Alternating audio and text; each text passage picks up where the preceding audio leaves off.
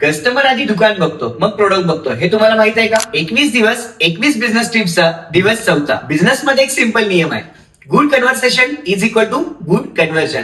काहीच एक गोष्ट लक्षात ठेवा, जर तुम्ही तुमच्या ग्राहकाला जर प्रॉपरली सगळ्या गोष्टी द्याल, जर प्रॉपरली सगळ्या गोष्टी सांगाल आणि प्रॉपरली सगळ्या गोष्टी दाखवाल, तर तुमचा ग्राहक हा 100% तुमच्या प्रत्येक गोष्टी समोर सॅटिस्फाईड झालेला असतो आणि तो तुमचा एक बेस्ट कस्टमर बनतो. म्हणून एक गोष्ट नक्कीच लक्षात ठेवा, फक्त कस्टमरला आपल्या दुकानात आणणं महत्वाचं नाही, तर त्या कस्टमरला शेवटच्या खरेदीपर्यंत घेऊन जाणं हे महत्वाचं आहे. खरा गेम तर आता सुरू होतो.